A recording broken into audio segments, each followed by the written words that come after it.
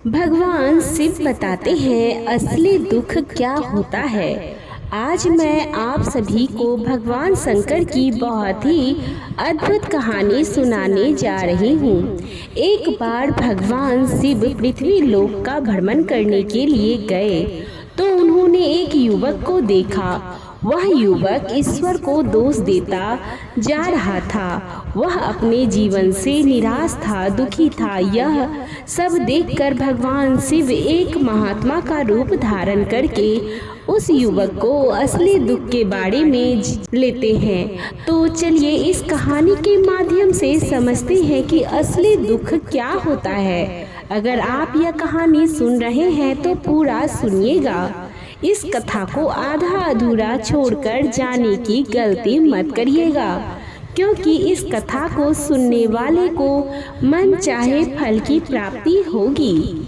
इस कथा को पूरा सुने। आप शिव भक्त हैं तो भोलेनाथ का अनादर न करें। कमेंट में हर हर महादेव अवश्य लिखें। सुख और दुख एक ही सिक्के के दो पहलू हैं। सुख और दुख हमारे जीवन में लगातार आते ही रहते हैं और हमें लगता है कि हमारे जीवन में हजारों दुख हैं, हजारों समस्याएं हैं। लेकिन अगर आप वास्तविक तौर पर देखते हैं और अगर आप इस बात को अच्छी तरह से समझते तो आप यह समझ पाएंगे कि हमारे जीवन में केवल एक ही दुख होता है। और वह कौन सा दुख है और उस दुख का निवारण क्या है, उस दुख का समाधान क्या है, हम यही जानने की कोशिश करेंगे इस कहानी के माध्यम से। तो कहानी को पूरी जरूर सुनिएगा। तो चलिए शुरू करते हैं आज की इस कहानी को। एक समय की बात है, एक गांव में एक व्यक्ति रहता था। उसका नाम हरिहर था। वह बड़ा आलसी था और अपने जीवन से बहुत निराश था। उसका कारण यह था कि उसने अब तक अपने जीवन में कुछ भी हासिल नहीं किया था। वह कुछ भी नहीं करता था। उसके घर वाले भी इस बात से बहुत परेशान रहते थे। वह चाहते थे कि वह बाहर जाकर कुछ अच्छा काम करे, कोई अच्छी नौकरी करे, लेकिन वह उनकी एक नहीं सुनता था। उसके घर वाले दूसरों का उदाहरण देकर उसे ताने मारते थे, उसे तरह तरह की बातें कहते थे, लेकिन उसे कोई फर्क नहीं पड़ता था। जबकि उसके सारे मित्र कामयाब हो चुके थे। कोई अच्छा व्यापार कर रहा था तो कोई अच्छी नौकरी कर रहा था, जिस कारण जब भी वह लोग मिलते तो वे लोग अपनी बढ़ चढ़कर बड़ाई किया करते थे। लेकिन हरिहर कुछ करता नहीं था, जिस कारण जब भी कोई उससे पूछता कि तुम क्या कर रहे हो तो वह कुछ करता तो ना करता तो था नहीं। इसीलिए वह हमेशा सबसे केवल एक ही बात कहता था कि मैं कोशिश कर रहा हूँ, लेकिन उसकी कोशिशों का कोई भी फल किसी को नजर नहीं आ रहा था। देखते ही देखते अब ऐसा समय आ चुका था कि हरिहर सभी से मुंह छुपाता रहता था, ताकि उससे कोई यह ना पूछ ले कि तुम क्या करते हो। इसीलिए वह कभी किसी के सामने भी नहीं आता था। धीरे धीरे उसका मन दुखी होने लगा। हरिहर अब बहुत निराश रहने लगा था, मानो वह इस धरती पर बोझ है। इसीलिए वह अपने आप को बहुत अकेला महसूस करता था। एक दिन उसके मन में यह भी विचार उत्पन्न होने लगा कि मेरे हाथों में कुछ नहीं है तो मैं क्या कर सकता हूँ। अकेले बैठकर वह रोता रहता और भगवान को दोष देता रहता। एक दिन छुपता छुपाता हुआ घर से निकलकर कहीं जा रहा था। तभी उसने रास्ते में देखा कि एक महात्मा लोगों को प्रवचन दे रहे हैं और प्रवचन में वह दुख की बातें कर रहे हैं। हरिहर अपना मुंह छुपाकर वहीं पर खड़ा हो गया ताकि उसे कोई देख ना ले और चुपचाप उन महात्मा जी की बातों को सुन रहा था। महात्मा जी सभी को प्रवचन में कह रहे थे कि दुख हमारा सबसे बड़ा साथी है। हमें दुख अपने जीवन के बारे में समझाता है और हमें सही जीने का तरीका बताता है। दुख हमारे गुरु की तरह है जिससे हमें सीखना चाहिए। आप चाहें तो अपने जीवन में अपने दुख को अपना गुरु बना सकते हैं और उससे सीख सकते हैं, या फिर आप चाहें तो अपने दुखों पर बैठकर रो सकते हैं, लेकिन इससे आपको कोई लाभ नहीं मिलेगा, बल्कि आप दिन प्रतिदिन और कमजोर होते जाएंगे, निराश होते जाएंगे। हरिहर छुप छुप कर उन महात्मा जी की बातें सुन रहा था। जैसे ही उपदेश खत्म हुआ, हरिहर उन महात्मा जी के पास पहुंचा और कहने लगा, हे महात्मा जी, अभी आप कुछ देर पहले दुख को गुरु बता रहे थे।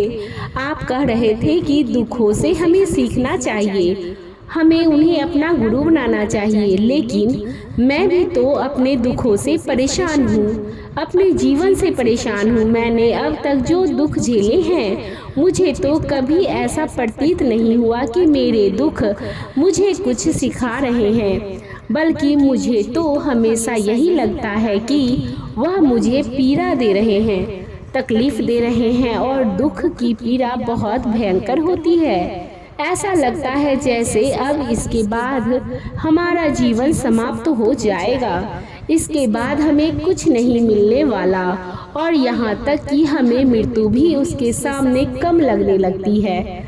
जब लोग ताना मारते हैं, जब लोग यह कहते हैं कि तुम क्या कर रहे हो, तो मन को बहुत ठेस पहुँचती है और मैं उनसे कुछ नहीं कह पाता हूँ। हरिहर की बातों को सुनकर महात्मा जी कहते हैं, बेटा, तुम्हें क्या दुख है और तुम दुख के बारे में ऐसी बातें क्यों कर रहे हो?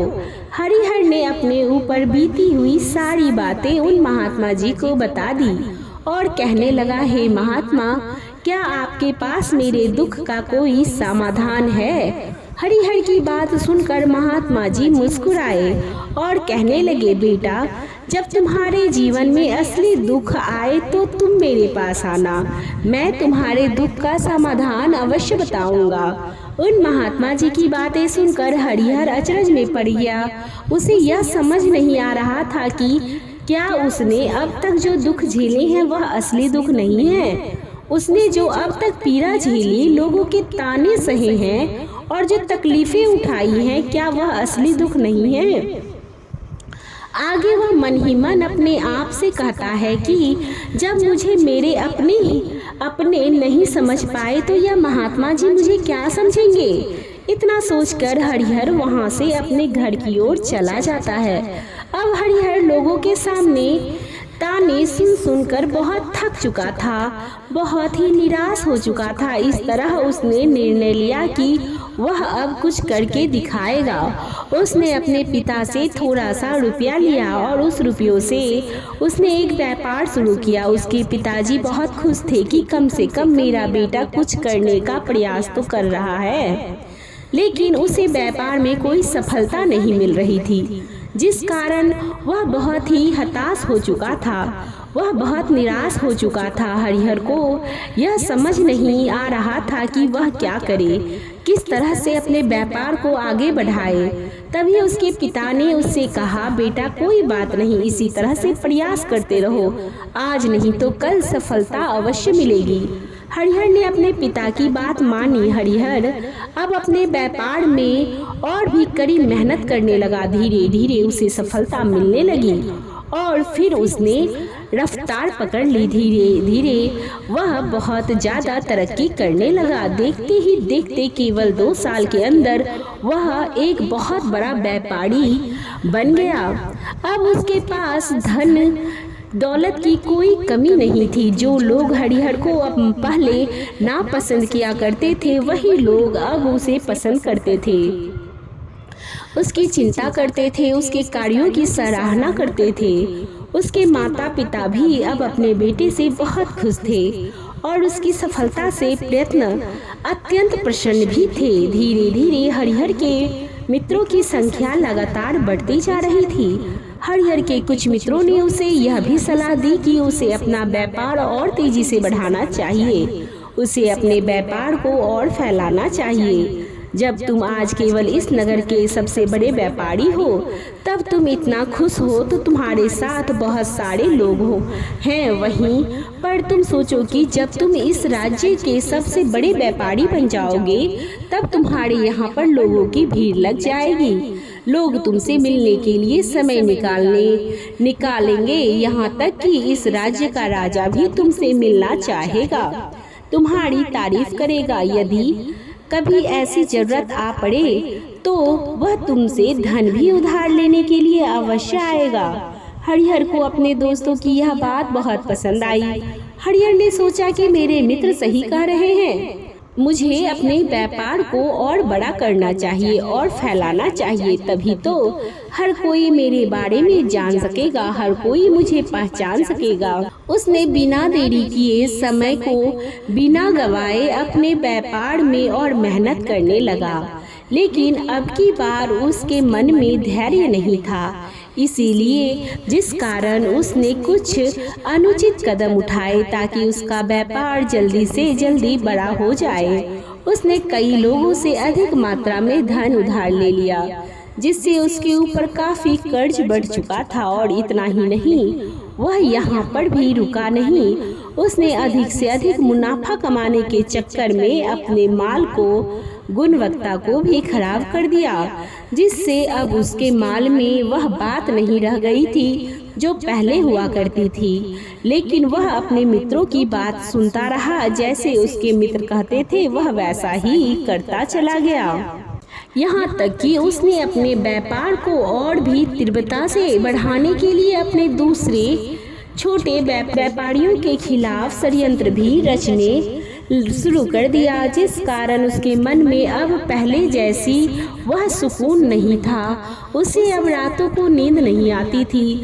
अब उसके मन में केवल एक ही विचार रहता, किस तरह से उसका व्यापार पूरे राज्य में फैल जाए और वह इस राज्य का सबसे बड़ा व्यापारी बन जाए। इसीलिए वह दिन रात केवल इसी मेहनत में लगा रहता कि उसका व्यापार जल्दी से जल्दी और बड़ा हो जाए। हरिहर के पास नौकर चाकर सभी सुख सुविधाएं थी, लेकिन उसके बावजूद भी उन चीजों का लाभ नहीं उठा पा रहा था, क्योंकि उसका पूरा ध्यान केवल अपने व्यापार को और उन्नति पर ले जाना था। एक दिन हरिहर एक मार्ग से होकर गुजर रहा था कि तभी रास्ते में हरिहर को उन महात्मा का आश्रम दिखाई पड़ा। यह देखकर वह मन में महात्मा जी के पास जाने का विचार किया और उनसे जाकर कहने लगा कि हे महात्मा जी, आपने कहा था कि जब मेरे जीवन में कोई असली दुख आए तब मैं आपके पास आऊं। आज इसीलिए मैं यहाँ आया हूँ। आज मैं बहुत दुखी हूँ, मैं रातों को सो नहीं पाता। मेरे पास सब कुछ होते हुए भी मैं उनका लुत्फ नहीं उठा पाता। उसने अपनी सारी बातें महात्मा जी को बताई। महात्मा जी हरिहर से कहते हैं कि बेटा, जब तुम पहली बार आए थे तब भी तुम बहुत दुखी थे, लेकिन तब तुमने अपने दुख से क्या सीखा? महात्मा जी की बातें सुनकर हरिहर बोला, हे महात्मा जी, जब मैं अपने जीवन में कुछ नहीं कर पा रहा था तब मैं अपने दुखों से यही सीखा था कि केवल सोचने मात्र से कुछ नहीं होगा, उसके लिए हमें कुछ करना भी पड़ेगा और केवल कोई कर्म करना ही सफलता नहीं है। उस कर्म को उसके अंजाम तक पहुंचाना हमें सफल बनाता है। फिर चाहे रास्ता कैसा भी हो, फिर चाहे परिस्थितियां कैसी भी क्यों ना हो, फिर चाहे कितनी ही बाधाएं आपके रास्ते में क्यों ना आ जाए, चाहे ऐसा कोई क्यों ना लगने लगे कि अब हमारे जीवन में कुछ नहीं बचा, हम कुछ नहीं कर सकते, तब भी हौसला बनाए रखो, उम्मीद नहीं छोड़नी चाहिए और अपने कार्यों पर डटे रहना चाहिए। यह सोचकर कि जब तक मैं अपने कार्यों को सफल नहीं कर लेता, जब तक मैं अपने लक्ष्य तक नहीं पहुंच जाता, तब तक मैं इस कार्य को करता रहूँगा। मैं इस कार्य में अवश्य ही सफल होकर रहूँगा, क्योंकि लोग केवल सफल लोगों को महत्व देते हैं, उनके कर्मों को नहीं। हरिहर की यह सारी बातें सुनकर वह महात्मा जी कहने लगे, बेटा जब तुम्हारे जीवन में असली दुख आए तब तुम मेरे पास आना, मैं तुम्हारी समस्या का समाधान अवश्य करूँगा। इतना कहकर महात्मा जी वहाँ से चले गए। हरिहर फिर से उनकी ये बात सुनकर आश्चर्यचकित रह गया। उसे अभी यह समझ नहीं आया कि उसने जो तकलीफें अभी तक झेली है क्या ये असली दुख नहीं है। हरिहर के मन में अब एक सवाल उत्पन्न होने लगा कि असली दुख क्या है और इसकी पहचान क्या है और मुझे कैसे पता चलेगा कि इस समय मैं असली दुख में हूँ। लेकिन उसने कुछ नहीं कहा। तभी वह महात्मा हरिहर के पास एक बड़ा सा घड़ा लेकर पहुँच जाते हैं। उस घड़े के अंदर सोने के सिक्के थे। उस घड़े को देते हुए वह महात्मा हरिहर से कहते हैं, बेटा तुम इसे उस पेड़ के नीचे मिट्टी में दबा दो, क्योंकि यह मेरे किसी काम का नहीं है। जब मुझे इसकी ज़रूरत पड़ेगी तब मैं वहाँ से खोद कर इसे निकाल लूँगा, लेकिन अभी के लिए इसे वहाँ पर मिट्टी के नीचे दबा दो। हरिहर ने महात्मा जी की बात मान ली और वह घड़ा मिट्टी में दबा दिया। इतना सब करके हरिहर उन महात्मा जी को प्रणाम करता है और वहाँ से वापस अपने घर की ओर लौट आता है। धीरे धीरे समय बीतता गया। समय के साथ साथ हरिहर व्यापार में और भी ज़्यादा उन्नति कर चुका था, लेकिन माल की गुणवत्ता अच्छी न होने के कारण अब उसके व्यापार में घाटा होने लगा और धीरे धीरे ऐसा समय आया कि उसका व्यापार पूरी तरह से चौपट हो गया। अब उसके पास कुछ भी नहीं बचा था। हरिहर ने अपने दोस्तों से जो कर्ज लिए थे वो कर्ज भी उसे चुकाने थे, लेकिन हरिहर यह सोचकर निश्चिंत था कि उसने वह कर्ज अपने मित्रों से लिया है, जिस कारण वह उन्हें लौटाने में थोड़ी देर अवश्य कर सकता है। वह तो यह सोच रहा था कि उसके मित्र उसका बुरे समय पर साथ देंगे, लेकिन सबसे पहले उसके मित्र ही उससे अपना कर्ज वापस मांगने की मांग करने लगे। तब हरिहर को एहसास हुआ कि कोई भी अपना नहीं है। उसने अपने दोस्तों से उस कर्ज को लौटाने के लिए थोड़ी मोहलत मांगी, लेकिन हरिहर के किसी भी मित्र ने उसे कर्ज को लौटाने के लिए मोहलत नहीं दी, बल्कि वे लोग उसे जान से मारने की धमकी देने लगे। अपने मित्रों के मुंह से यह बात सुनकर हरिहर बहुत ही आश्चर्यचकित रह गया। वह जो कुछ सोच रहा था उसके साथ सब कुछ उल्टा हो रहा था। व्यापार के चलते उसके बहुत मित्र और शुभचिंतक बने थे, पर वह सब उनसे दूर जाने लगे थे। हर कोई उससे पीछा छुड़ाना चाहता था, कोई भी उसका साथ नहीं देना चाहता था। धीरे धीरे उसकी सारी संपत्ति नीलाम हो गई। अब उसके पास कुछ नहीं बचा था। वह सड़क पर आ चुका था। एक दिन हरिहर ने अपने पिताजी से कहा, पिताजी मेरी मदद कीजिए, मेरे ऊपर बहुत कर्ज है, मुझे उसे लौटाना है, कृपा करके मुझे थोड़ा सा धन दे दीजिए। इस पर हरिहर के पिताजी ने हरिहर से कहा, बेटा मेरे पास यही एक छोटा सा घर है, अगर यह अभी मैं तुम्हें दे दूं तो मैं और तुम्हारी माँ कहाँ रहेंगे? हमें भी दर दर की ठोकर खानी पड़ेगी।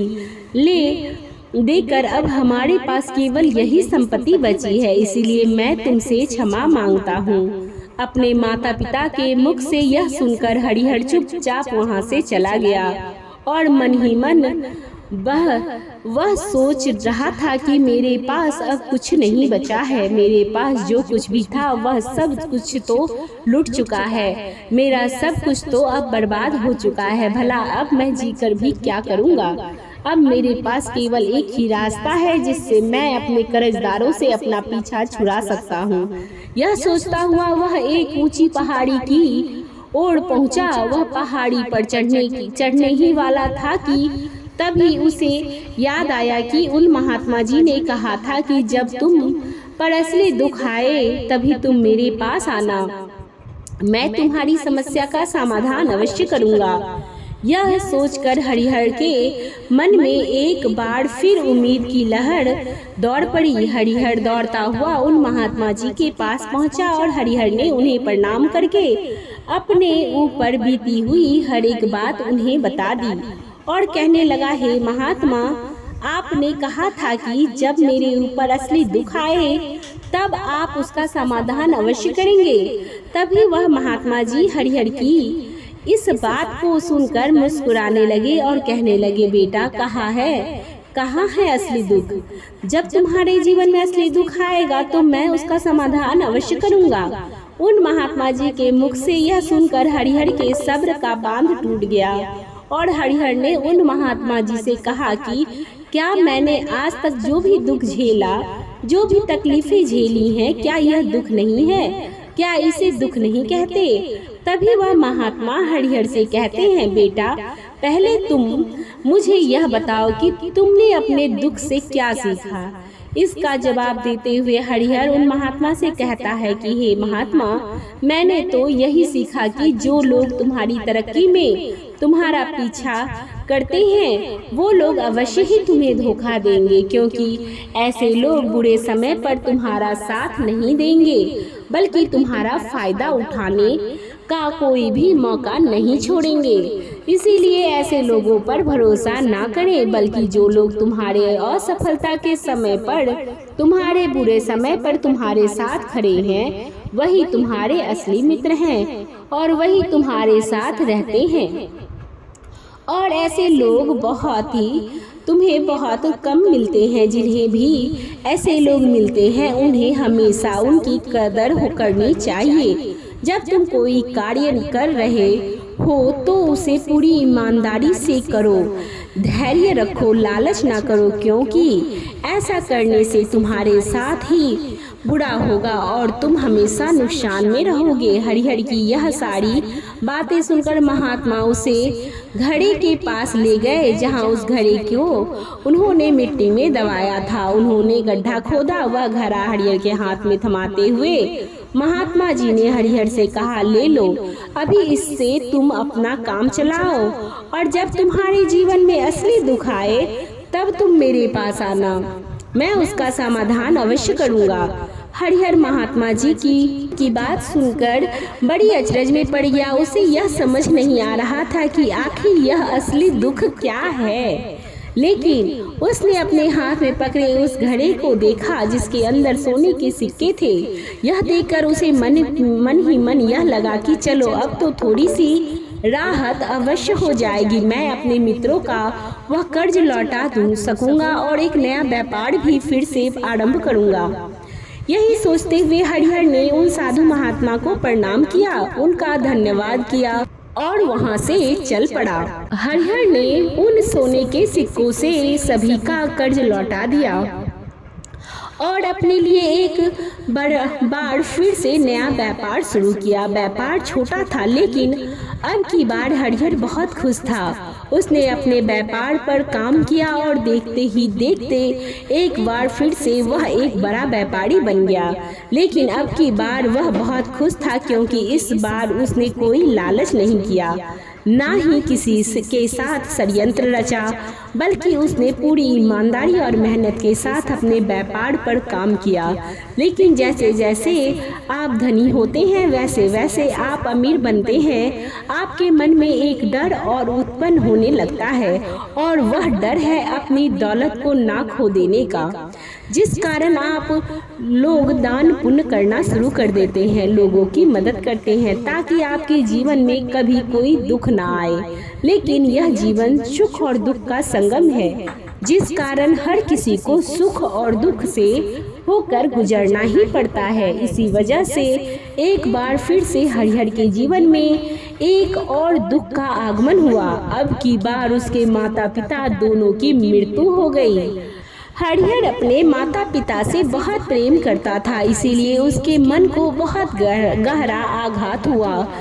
अब आखिरी बार वह उन्हें देख रहा था तो उसके मन में हजारों सवाल उत्पन्न होने लगे। उसने सोचा कि जिस संपत्ति के लिए वह हमेशा लड़ते झगड़ते थे, आज उसकी देखभाल के लिए कोई नहीं था। उसके माता पिता ने जो भी मेहनत की, जो भी अपने जीवन में इकट्ठा किया, सब यहीं रह गया। लेकिन अब सब कुछ खत्म हो चुका है। हरिहर का मन अब बहुत बेचैन हो रहा था। उसके मन में हजारों सवाल उत्पन्न हो रहे थे और वह अपने आप को बहुत अकेला महसूस कर रहा था। उसे बहुत खाली समय महसूस हो रहा था। उसने धीरे इधर उधर देखा, लेकिन उसे कुछ समझ नहीं आया। तभी उसे उन महात्मा जी की याद आई। वह तुरंत ही भागा भागा उन महात्मा जी के पास पहुंचा। उसे देखते ही उन महात्मा जी ने हरिहर से पूछा, क्या बात है बेटा, कोई फिर से दुख आ पड़ा है क्या? तभी हरिहर ने कहा, नहीं गुरुदेव, अब तो सब ठीक है, लेकिन आज मेरे माता पिता की मृत्यु हो गई है। मैं बहुत अकेला महसूस कर रहा हूँ, मैं बहुत दुखी हो रहा हूँ। महात्मा जी हरिहर से कहते हैं, हे बेटा, इसमें दुखी होने वाली क्या बात है? यह तो जीवन है। यहाँ पर कोई भी रहने नहीं आया है, ना ही कोई रहेगा। हम सब एक ना एक दिन मृत्यु को प्राप्त हो ही जाएंगे, और मृत्यु कब आएगी यह किसी को नहीं पता है। हो सकता है कि तुम्हारी मृत्यु कल ही हो जाए। मैं तो अभी जवान हूँ और मुझे तो अभी पूरी उम्र जीना है। मैं तो कुछ करना चाहता हूँ, और आप कह रहे हैं कि मैं कभी भी मृत्यु को प्राप्त हो सकता हूँ। मृत्यु कभी किसी की उम्र देखकर नहीं आती और ना ही किसी को बताकर आती है। सारी बातें सुनकर हरिहर और भी ज्यादा बेचैन हो गया और चुपचाप वहाँ से चला आया। उसके मन का वह खालीपन अभी वैसे ही था। हरिहर अपने आप को बहुत अकेला महसूस कर रहा था। उसके बाद से उसका मन अपने व्यापार में भी नहीं लग रहा था। जब भी वह कोई कार्य करने लगता तो उसके मन में बहुत सारे प्रश्न उठने लगते कि वह क्या कर रहा है, क्यों कर रहा है, और उसने इस कार्य को क्यों किया। उसके मन में अब एक और प्रश्न उत्पन्न होने लगा था कि क्या हम यहाँ पर केवल इसीलिए आते हैं कि इस जीवन को भोगें और एक दिन मृत्यु को प्राप्त हो जाए? जीवन का असली मतलब क्या है? उसने कई विद्वानों से पूछा। अपनी तरफ से जो मुमकिन हो सकता था खोजबीन की, लेकिन उसे कोई संतोषपूर्ण जवाब नहीं मिल पा रहा था। और जब उसे कोई जवाब नहीं मिला तो उसका दुख और भी बढ़ गया, जिस कारण उसके मन की बेचैनी और भी बढ़ चुकी थी और उसे यह समझ नहीं आ रहा था कि वह क्या करे, कहाँ जाए, किससे पूछे। तभी उसे फिर से उन महात्मा जी की याद आई।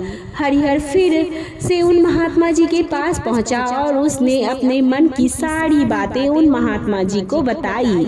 महात्मा जी हरिहर से कहने लगते हैं, बेटा, आज पहली बार तुम्हारे जीवन में असली दुख उत्पन्न हुआ है, जिसे हम दुख कहते हैं, जो दुख कहलाने लायक है कि हमें पता ही नहीं कि हम क्या कर रहे हैं, कहाँ जा रहे हैं, क्यों जा रहे हैं, वह कौन है, क्या है, क्यों है, हम क्या करना चाहते हैं। तभी हरिहर उन महात्मा से कहता है, हे महात्मा जी, आप मेरे इस दुख का निवारण कीजिए। महात्मा जी हरिहर से कहते हैं, हम सब के अंदर क्रोध, लालच, लोभ जैसी कई वासनाएं हमारे अंदर घर करके बैठी होती हैं, जिस कारण हम अपने जीवन को टुकड़ों में जीते हैं और हमारी चेतना कभी एक नहीं हो पाती। हम कभी एक जगह सोच नहीं पाते, समझ नहीं पाते। हमारी ऊर्जा शक्ति भी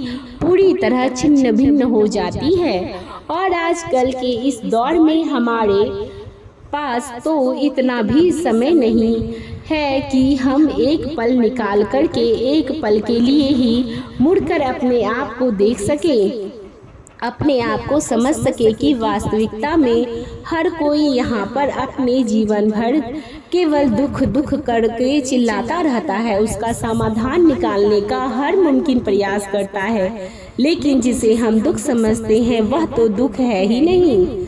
तो इसका समाधान हमको कहाँ से मिलेगा? यह तो परिस्थितियाँ हैं जिसके कारण हम अपने आप को दुखी समझते हैं, अपने आप को तकलीफ में समझते हैं। जैसे ही हम इस परिस्थितियों से निकलते हैं, हम किसी दूसरी परिस्थिति में फंस कर रह जाते हैं। जिस प्रकार हम पहली समस्या का समाधान करते हैं, उसी प्रकार हम दूसरी समस्या का भी समाधान करते रहते हैं। और जब हम इन परिस्थितियों से हार मान जाते हैं, जब हमें लगता है कि अब हमारे सामने कोई रास्ता नहीं बचा, तब हमारे सामने हमें केवल एक ही रास्ता नजर आता है और वह है मृत्यु।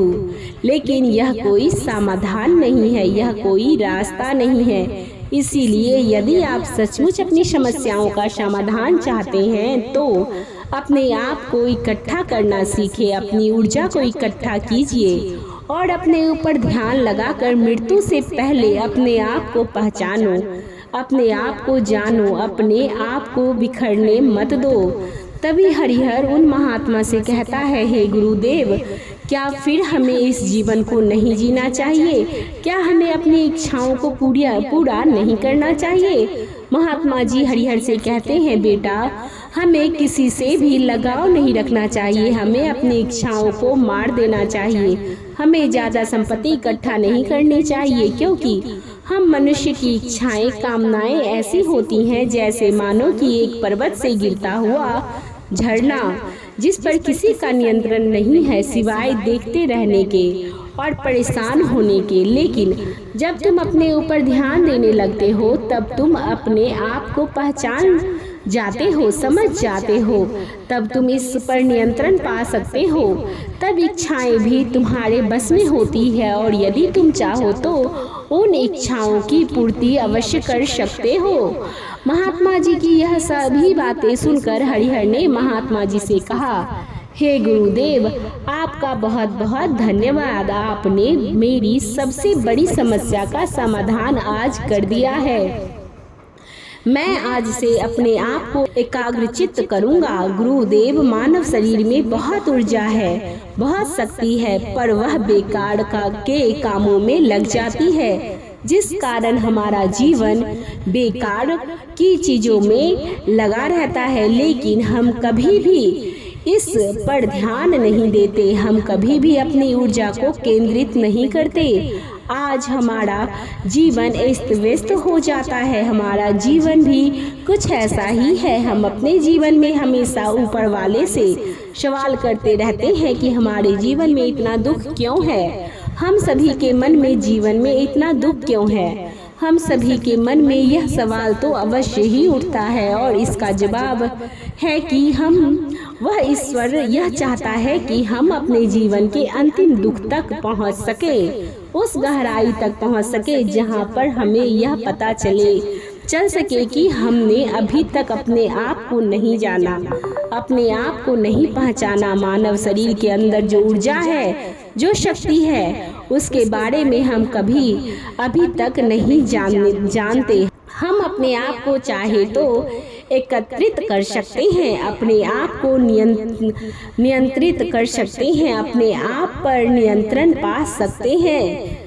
हम अपनी इस ऊर्जा को व्यर्थ की चीजों में लगा देते हैं, जिस कारण हम अपने आप को कभी भी पहचान पाते और ना ही कभी अपने आप पर नियंत्रण पा सकते हैं। लेकिन यदि आप अपने आप को जानना चाहते हैं, अपने आप को पहचानना चाहते हैं, तो पहले आपको खुद को एकत्रित करना होगा, अर्थात ध्यान लगाना होगा। ध्यान से ही आप अपनी उन समस्याओं का समाधान निकाल सकते हैं। तभी आप अपने आप को पहचान सकते हैं, जान सकते हैं और अपने जीवन में हर दुखों का समाधान भी कर सकते हैं। तो यह वीडियो यहीं पर समाप्त होती है। तो आपको यह जानकारी कैसी लगी, कमेंट बॉक्स में जरूर बताइएगा कि असली दुख क्या है। इस वीडियो के माध्यम से हम समझाने की कोशिश किए हैं, तो यह कोशिश आपको कैसी लगी कमेंट बॉक्स में जरूर बताइएगा। और कमेंट बॉक्स में ओम नमः शिवाय लिखना बिल्कुल भी नहीं भूलिएगा। तो हमारे वीडियो के साथ अभी तक बने रहने के लिए आपका बहुत बहुत धन्यवाद।